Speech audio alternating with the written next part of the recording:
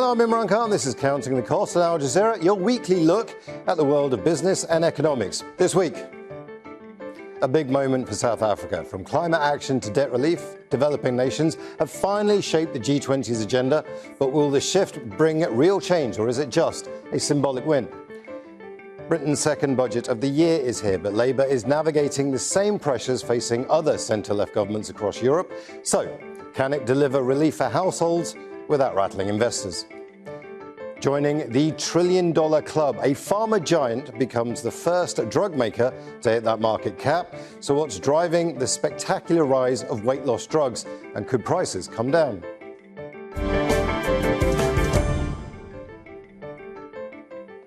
It was seen as a diplomatic success and a renewed commitment to multilateralism. South Africa secured a joint declaration from the rest of the G20 despite US objections. Washington boycotted the meeting over President Donald Trump's accusations that South Africa persecutes its white minority, a claim widely rejected. With Trump absent, President Cyril Ramaphosa struck a defiant note in pushing the Global South agenda. The document calls for more funding for renewable energy, fairer critical mineral supply chains, and debt relief for poorer nations. The first G20 summit on African soil broke with tradition by releasing the document at the start. Amma Buteng reports. This year's G20 summit broke with tradition in several ways. Rich and developing nations came together to discuss global economic issues. But one member was missing. US President Donald Trump and his administration chose not to take part. Argentina's President Javier Milei, an ally of Trump, also stayed away. The controversy surrounding the US boycott appeared to strengthen the resolve of the host, South Africa, and other countries to work together at a time when the idea of global cooperation is being challenged. The G20 South Africa Summit Leaders' Declaration is more than words. It is a commitment to concrete actions that will improve the lives of people in every part of the world. More than that, it reaffirms our renewed commitment to multilateral cooperation and our recognition that our shared goals outweigh our differences. The South African president was supported by Brazil's Luiz Inácio Lula da Silva, who's been outspoken in promoting the Global South. If anyone imagined that they could weaken multilateralism, these events, both the COP and the G20 here in South Africa, demonstrate that multilateralism is more than alive. Another break from tradition was a declaration at the beginning rather than the end of the summit. South African President Cyril Ramaphosa chose to push ahead with an agenda the US opposes, focusing on climate change and global wealth inequality. The communiqué talks of how to strengthen resilience and response caused by climate change and other natural disasters. It also highlights funding for energy transition and financing renewable energy projects. There was also a commitment to investing in critical minerals for the benefit of the countries producing the resources that supply the world's demand for technology products, as well as debt relief for many low and middle-income countries struggling with high cost of finance and external debt.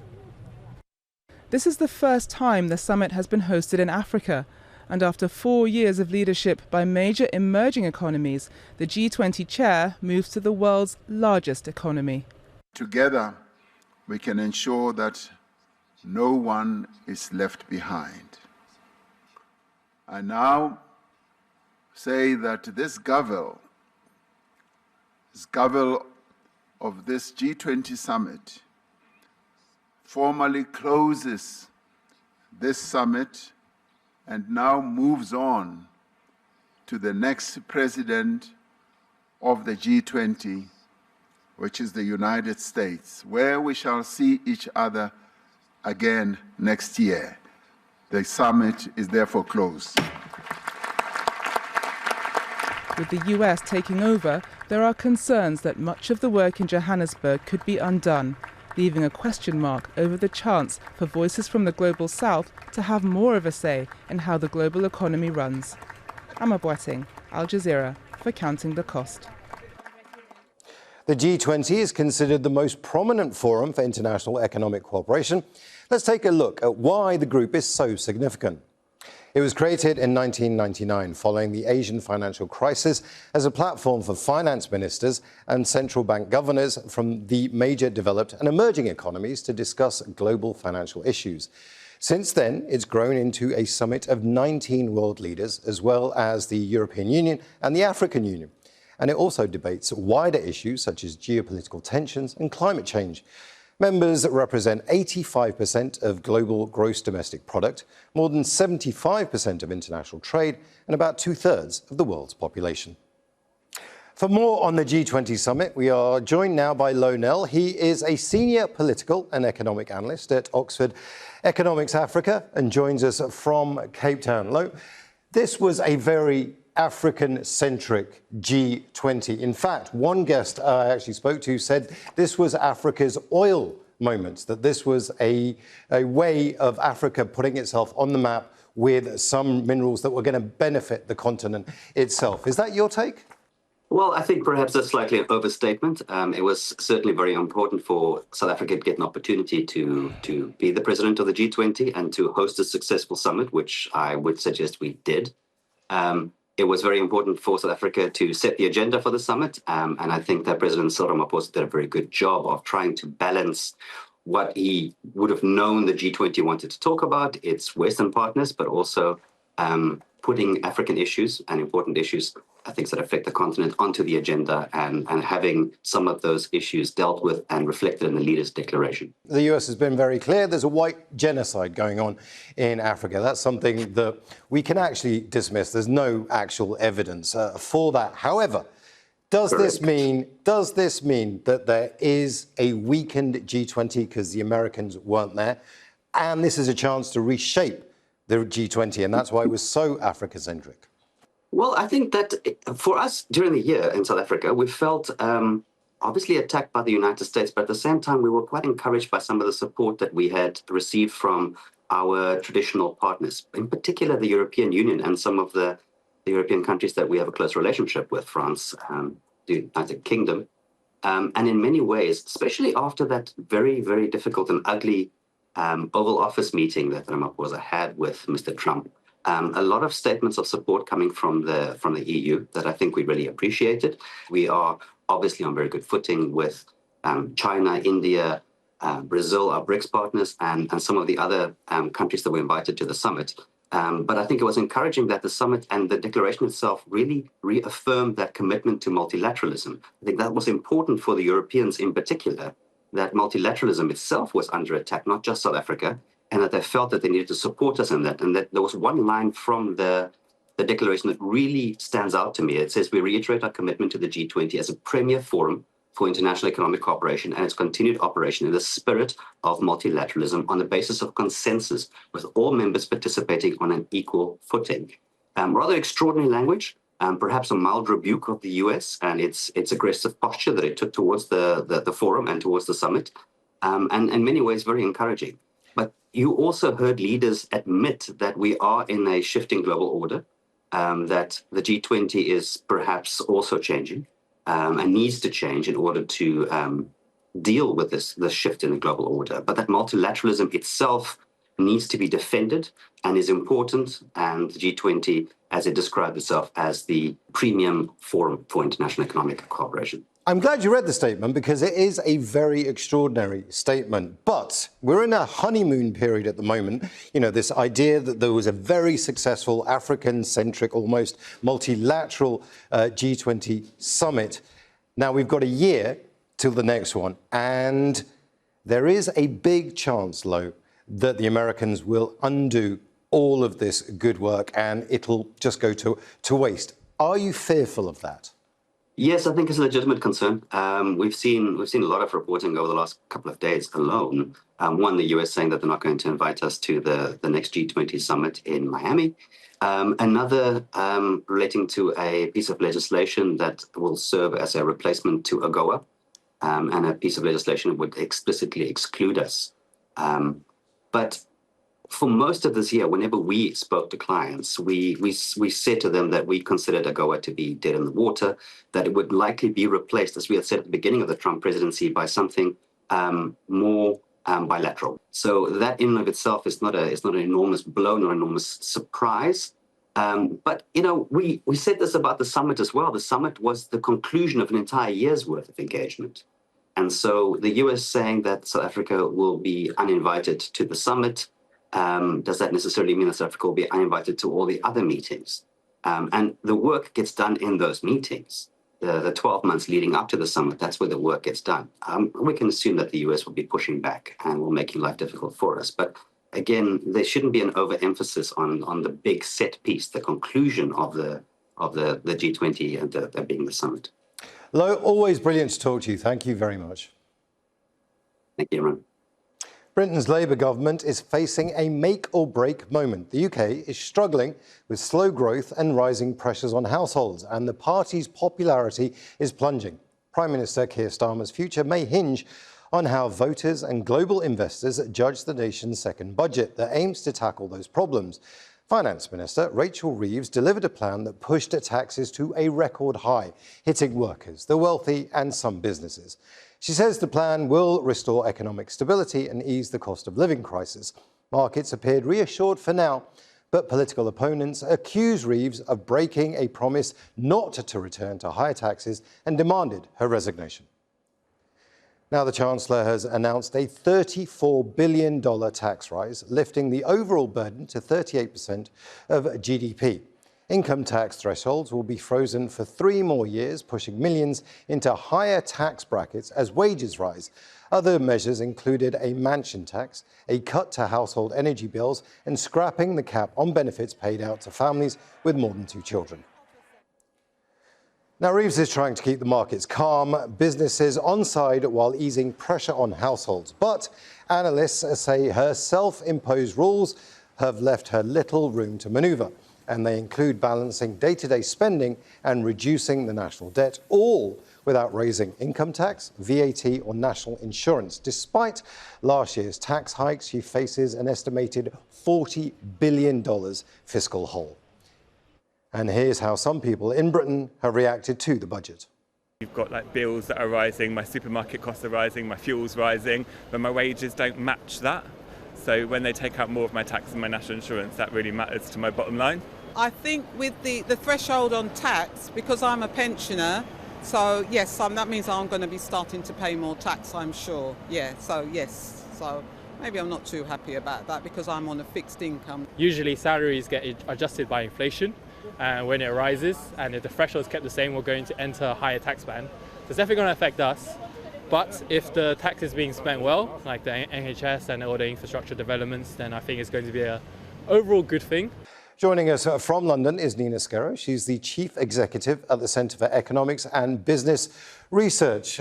Nina, firstly, was there any surprises in this budget, or was it pretty much what you were expecting? It was pretty much what I expected, in the sense that it was a very high tax, very high, big government budget.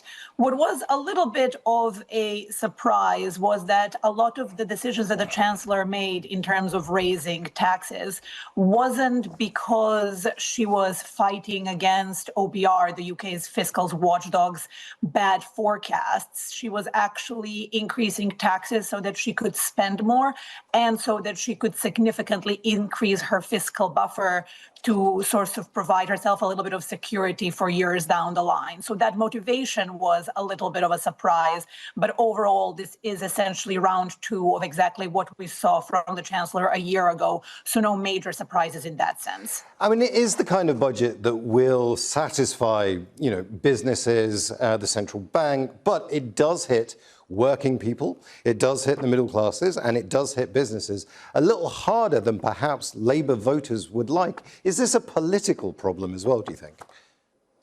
I think the Chancellor and the party very much could have a political problem if they are not in a position to convince the electorate, businesses, that this isn't going to be an annual habit. So a year ago, there was a very high taxation budget.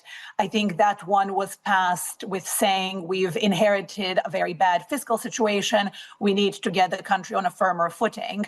But now, a year later, it seems that wasn't a one-off. So this is now the second time around, and the Chancellor is coming back with a really significant tax boost. And if the perception is that this is going to be an annual habit, that is very quickly going to become a problem. Now, it might work out if the cost of living crisis is resolved with this particular budget. Now, the cost of living crisis in the UK is a big talking point. Prices have gone up. Do you think this addresses that in a meaningful way? Because that's the way you'll keep Labour voters, you'll keep the population on side, if you bring down the cost of living. I think the biggest thing to do to keep voters and anyone on site is to generate some economic growth. And very unusually, there was extremely little emphasis on how any of these changes are going to be contributing to growth. In terms of the cost of living crisis, this budget, at least in the near term, is expected to be mildly disinflationary. So in a sense, we might see some costs growing slower or coming down a little bit. But we have to keep in mind that not that long ago, we had the massive increase in taxes that businesses are paying on employment. And what we have seen in the months since is that businesses have passed on those higher costs to consumers. So actually, a lot of what the government has done the opposite of sorting the cost of living crisis and actually fed into higher prices. All of the budgets, Labour, Conservative, have come in recent years in the background of Brexit. We have to kind of talk about the fact that the UK left the EU, and that had a fiscal impact on the UK, and we've been scrambling in the UK ever since to try and catch up. Do you think that's a fair assessment? I think there has been a lot of mistakes by both parties in the aftermath of Brexit. I think since Brexit, we've also had COVID, we've had the Russia-Ukraine conflict, we've had a lot of really big global events, and definitely some of the UK's troubles can be traced back to Brexit, but it's such a muddled picture so many years on that I think sometimes politicians blame things on Brexit that aren't that related to Brexit. And then on the other hand, there might be still negative impacts of Brexit that we don't fully understand, but it's very difficult to untangle all of those really big impacts. Now, the economy is a real living, breathing thing. It changes, over time. We've got this budget, and now we have another year towards another budget. If you were advising this Labour government right now, what would you be asking them to do in the interim between the next two budgets? I would say that they need to give something to businesses, to working people, and probably rethink some of the tax hikes that they have penciled in for future years of the government, which might very well be their strategy. So some of the very unwise and I suspect very unpopular announcements, such as the reduction in the salary sacrifice into pensions, so people being able to put a chunk of their wages directly into a pension with a tax advantage. That has now been penciled in for 2029. And I think that might be the government signaling that they're going to consider U-turns on some of the taxes that they shared. And my advice would be that they very much need to keep on that track, that their thinking needs to be reaching an all-time high tax burden isn't a goal. It's something to be avoided at all costs. And what can we do in the next 12 months to do that in terms of finding efficiencies, spending what we are spending in a much better way than at the moment, and absolutely not letting the tax burden rise from this already incredibly high level. Nina Skoro, thank you so much for your thoughts. Insightful. Thank you. The weight loss drug market is exploding. It could be worth $150 billion by 2030. Demand is surging worldwide, turning obesity treatments into one of the most lucrative sectors in healthcare. But pricing, insurance coverage, and a wave of copycat drugs will determine how far this boom goes. For now, two companies dominate the market, America's Eli Lilly and Denmark's Novo Nordisk. And Eli Lilly has just become the first healthcare company to hit a $1 trillion value, joining a club usually reserved for big tech. Lilly's stock surged as it leads a new class of weight loss drugs known as GLP-1s. Its anti-obesity and diabetes injection is on track to become the world's top selling this year. Until now, GLP-1s were mostly confined to wealthy nations, but Eli Lilly and Novo Nordisk are now targeting large but lower income markets like China and India. Americans will soon get access to cheaper anti-obesity drugs. The Trump administration says it's done a deal with Eli Lilly and Novo Nordisk. Consumers are set to pay up to $350 a month for the treatments. The GLP-1 drugs cost more than $1,000 a month without insurance or discounts. The deals will expand the two companies' access to the government's public healthcare plans for elderly and low-income Americans. Now, Sebastian Rees is the head of health at the Institute for Public Policy Research and a former senior policy analyst at Healthwatch England. He joins us from London. Welcome to the show. A market capitalization that almost rivals Apple, $1 trillion. Did you ever think a pharma company would be this lucrative? I mean, you're exactly right. It's a pretty extraordinary story. I think if a pharma company was to have this level of success, it really was going to come in a market like this. As we know, it's been a huge increase in the prevalence of obesity over time, not just in high-income nations, but globally. So this is a huge market. So it is a huge and extraordinary success story for the two big manufacturers at the moment of weight loss medication, but one that is to be expected given the scale of the challenge we confront here. But this is a lot to do with the way we eat nowadays, right? So there is this processed food industry, which is worth multi-billions of dollars a year. And now we've invented something that doesn't get rid of the way we change, but actually just puts a Band-Aid over a bigger problem. Do you not think? So I think there's an element of truth in that. One thing that we know for certain about strategies to reduce obesity is that pharmaceutical products can't be the only line of resort.